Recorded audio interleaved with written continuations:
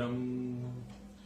नमस्कार मित्रों, हमारे वैदिक परिवार में आपका स्वागत है। श्री वेद भाष्यकार श्री स्वामी शरण जी के मुख से वेद मंत्रों की सरल और प्रमाणिक व्याख्या सुनने के लिए हमारे YouTube चैनल को अधिक से अधिक लोगों तक पहुंचाएं, सब्सक्राइब करें, जिससे वेदों का प्रकाश घर घर तक पहुंच सके।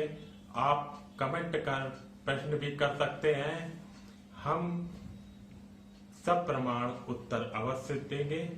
घर घर वेद मंदिर स्थापना अभियान में जुड़कर हमें सहयोग प्रदान करें। हमारा वेद भाष्य, वेदायन और अन्य वैदिक साहित्य घर बैठे प्राप्त करने के लिए आदेश करें। हमारी वेबसाइट वेदायन पर सभी पुस्तकें निःशुल्क PDF में उपलब्ध हैं। उपत्वा अग्ने दिवे दिवे दोषावस्तः धिया वयं नमो भरन्तायेमसि। अग्नि तुम्हारे निकट हम प्रातः सायंकाल प्रतिदिन आए नमन कर बुद्धि पूर्वक पाल। इसमें पहला ही शब्द आया अग्नि। हे अग्नि स्वरूप परमात्मन। उपत्वा अग्नि दिवे दिवे। उप माने समीप, त्वा माने तुम्हारे। अग्नि, हे अग्नि स्वरूप परमात्मन। दिवे दिवे माने प्रत्येक दिव्यता में। शाब्दिक अर्थ तो यही है, सभी दिव्यता में। दिव्यता का अर्थ है प्रकाश होना, ज्योति होना, हमारे जीवन में कुछ एक्सीलेंस, कुछ महत्वपूर्ण होना, हमारे अंदर कुछ विशेष गुणों का विकास होना, जो आम जन सामान्य से हटकर हो, उससे कुछ बड़ा हो, यही दिव्यता है। प्रकाश का भाव, ज्योति का भाव प्रमुख है। अतः दिव्य दिव्य शब्द का लोक व्यवहार में अर्थ दिन प्रतिदिन भी किया जाता है। जैसे दिन में प्रकाश होता है, तो उस तरह से दिव्य दिव्य का भाव लोगों ने दिन के रूप में भी कर लिया है। लोक व्यवहार में यदि ऐसी मान्यता है तो स्वीकार्य है, कोई आपत्ति नहीं है। लेकिन वेद के गरिमा के अनुसार जब दिव्य दिव्य कहा जाएगा तो हम कहीं न कहीं दिव्यता की बात करेंगे। जो भी दिव्यता है, जो धार्मिकता है, जो आध्यात्मिकता है, उस प्रत्येक आध्यात्मिक कार्य में हे परमात्मन उपत्वा तुम्हारे निकट हूं हम, दोषावस्था किया वयम। दोषावस्था का भी भाव उस रूप में हम देखें, शब्द सा तो कह सकते हैं कि जो भी दोष दुर्गुण हैं उन्हें हम दूर कर दें। और इसको ये भी कहते हैं प्रातः सायंकाल। दोषा को प्रदोष सायंकाल कहते हैं। जब दिन का प्रकाश समाप्त होता है तो कहीं न कहीं वो हमें एक तरह का प्रदोष प्रतीत होता है। अब प्रकाश जा रहा है।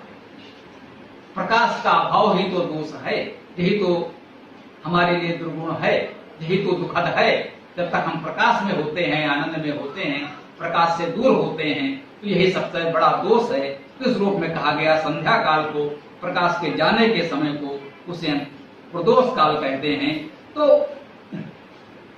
उसको भी हम लोगों ने इस रूप में कहा कि प्रातः काल और सायंकाल। तो परमात्मा की उपासना प्रातः काल सायंकाल अवश्य करनी चाहिए। इस मंत्र का परोक्ष संकेत ये समझ सकते हैं। अगली पंक्ति में कहा भी गया है नमो भरंत एमसि। नमो भरंतः, नमन का भरण करते हुए। एमसि माने प्राप्त होते हो। ये गतो धातु है। गति धातु में, गत्कर्तक धातुओं में जाना, चलना, जानना, पाना सम्मिलित होता है। ये सभी विद्वान मानते हैं, जितने भी गत्कर्तक धातुएं हैं उनमें ये अर्थ समाहित होते हैं। तो नमो भरंता है मसीह जो हम कहते हैं, इसका भाव है कि हम नमन को पूर्ण करते हुए प्राप्त करते हैं आपको। उस परम पिता परमात्मा को हम अगर प्रातः सायं नियमित रूप से नमन करते रहते हैं, सत्य का आचरण करते हैं, अपने जीवन में सच्चे अध्यात्म को, सात्विकता को अपनाते हैं, तो उसे प्राप्त कर लेते हैं। ये इसका मुख्य रूप से भाव है, हमें समझना चाहिए। परंतु इसमें एक तत्व और महत्वपूर्ण है, कहा है धिया वयम, दोषावस्था धिया वयम। हम प्रत्येक दिव्यता में परमात्मा का यजन करें, नमन करें, स्तुति करें, प्रातः सायंकाल करें, बहुत अच्छी बात है, लेकिन करें तो कैसे करें? वो कह रहा है धिया वयम, हम सब बुद्धिपूर्वक ऐसा करें। अगर हम बुद्धिपूर्वक नहीं करते तो क्या होता है? अगर बिना सोचे विचारे धर्म के नाम पर, पूजा उपासना के नाम पर हम कुछ भी करते रहें, हम मान लेते हैं कि हमने किसी पत्थर पर दो फूल चढ़ा दिए, परमात्मा पर बहुत बड़ा उपकार कर दिया, अब ये परमात्मा का कार्य है हमारे से दूर सारे दुख दूर करे, हमारे संसार के सारे सुख साधन प्रदान कर दे, क्योंकि मैंने किसी विशेष आकार के पत्थर पर दो फूल चढ़ा दिए हैं, पानी चढ़ा दिया है, पानी डाल दिया है। तो हमें देखना है कि क्या परमात्मा को इससे कोई अंतर पड़ता है, क्या परमात्मा को इसकी आवश्यकता है। अगर हम विवेक पूर्वक बुद्धिपूर्वक विचार करेंगे तो हमें लगेगा ये तो बचपना है, बालपन है, एक तरह की मूर्खता है। ऐसा कुछ कर्मकांड करने से परमात्मा पर क्या प्रभाव पड़ना है, उसका क्या बनना बिगड़ना है। हम कुछ भी ऐसे कार्य करते रहें, और विशेष रूप से वैसे कार्य जो हम धर्म के नाम पर करते हैं, कर्मकांड के नाम पर करते हैं, जिससे समाज का हित होता है, वायु प्रदूषण होता है, जल प्रदूषण होता है, समाज में कुछ और वैमनस्य अराजकता फैलती है, समाज के किसी अन्य व्यक्ति को कष्ट होता है, हम ध्वनि प्रदूषण कर रहे हैं, हम वायु प्रदूषण कर रहे हैं, हम जल प्रदूषण कर रहे हैं, और हम ये मान रहे हैं कि हम बड़ा हरि धर्म कार्य कर रहे हैं, इसका फल हमें अच्छा मिलना चाहिए। होता उल्टा परिणाम है जो होना ही है, क्योंकि हमने बुद्धिपूर्वक विचार नहीं किया, हमने ये नहीं सोचा कि जो हम कर रहे हैं वो वास्तव में धर्म है भी या नहीं, वास्तव में उसमें कुछ अच्छा कुछ सत्य है भी या नहीं। क्या है भाई, हमने सुना है, हम सुनते आए हैं, लोग ऐसा कहते हैं कि ये धार्मिक कार्य है, ऐसा करना चाहिए। तो अगर हम सुनी सुनाई बातों पर परंपरा की लकीर पीटते हुए कुछ करते चलेंगे, तो जिन लोगों ने ऐसा कहा है, जिनसे हमने ऐसा सुना है, उनके अहंकार को तुष्टि मिल सकती है, हो सकता है उनको अच्छा लगे और वो प्रसन्न होकर हमारी कुछ सहायता कर दें, तो ये उनकी इच्छा है। लेकिन परमात्मा को इससे कोई तात्पर्य नहीं है, परमात्मा को इससे कोई अंतर नहीं पड़ता, और हम परमात्मा से अपेक्षा न करें कि हमारे रूढ़वादी परंपरागत धार्मिक कर्मकांड पूरे करने से परमात्मा हमारा कोई भला करेगा। परमात्मा हमारा इससे भला नहीं करेगा।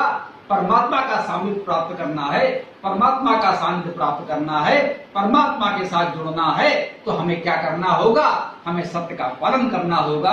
हम अनेक मंत्रों में इसकी चर्चा करते आए हैं कि वो सत्य स्वरूप है, वो सत्य का पालन करना चाहता है, वो चाहता है कि हम अपने जीवन में सत्य को अपनाएं, और जो भी पूजा उपासना धार्मिक कर्म कांड करें वो बुद्धि पूर्वक करें। तो मंत्र क्या कह रहा है कि हम नियमित रूप से प्रातः सायंकाल परमात्मा का स्मरण करें, उपासना करें, स्तुति करें, अवश्य करें, लेकिन ये प्रतिदिन हम नियम पूर्वक करें और बुद्धि पूर्वक करें।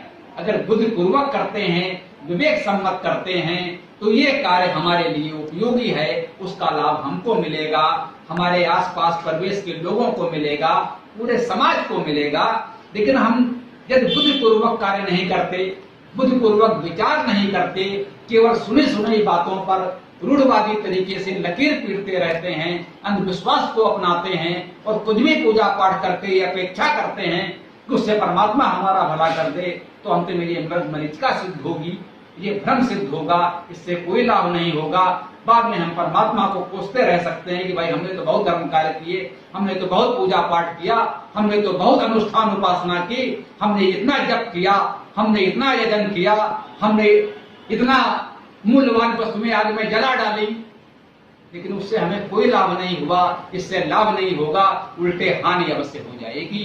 अगर हमें इस हानि से बचना है, अगर हमें वास्तव में सच्चे अध्यात्म का लाभ प्राप्त करना है, परमात्मा का सानिध्य प्राप्त करना है, उसके मूल स्वरूप को समझना है, उसके दया कृपा को जानना समझना पाना है, तो हमें अपने जीवन में सत्य को अपनाना होगा। उपासना नियमित रूप से करनी होगी, परंतु उसे बुद्धिपूर्वक करना होगा, विचार पूर्वक करना होगा। हम अपने विवेक और विचार से निर्णय करें। यदि विवेक और विचार से निर्णय न कर पा रहे हों, हमारी बुद्धि हमारी विचारशीलता इतनी उच्च नहीं है, तो हमारे सामने प्रमाण के रूप में वेद होता है। तस्मात् उद्धृत वेदम अथ कर्माणि कृण्महे। तो होना यही चाहिए कि जब भी कोई भ्रम हो, कोई संशय हो कि ये कार्य उचित है या नहीं, ये कार्य हमें करना चाहिए या नहीं, तो हमें वेद को देखना चाहिए। यदि वेद उस कार्य के करने को अच्छा कहता है, वेद उस कार्य के करने का आदेश देता है, तो हमें अवश्य करना चाहिए। यदि वेद उस कार्य का निषेध करता है, तो हमें बिल्कुल नहीं करना चाहिए।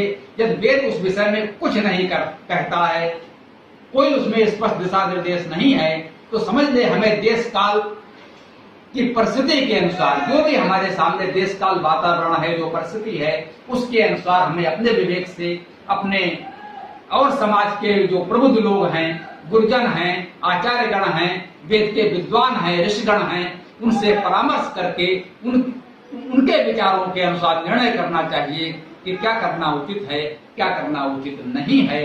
आइए हम लोग आज इस चर्चा को यहाँ विराम देते हैं। हमारे साथ वो मंत्र बोलेंगे। ओम यो असौ आदित्ये पुरुषः सो असौ अहम् ओम खम ब्रह्म। पूरा वीडियो देखने के लिए बहुत बहुत धन्यवाद। कमेंट में अपने विचार अवश्य दें। आपको कोई भी प्रश्न पूछना हो तो कमेंट बॉक्स पर कमेंट कर सकते हैं। डिस्क्रिप्शन में वेबसाइट का लिंक दे दिया गया है, उसमें अधिक जानकारी प्राप्त कर सकते हैं। धन्यवाद। ओम खम ब्रह्म।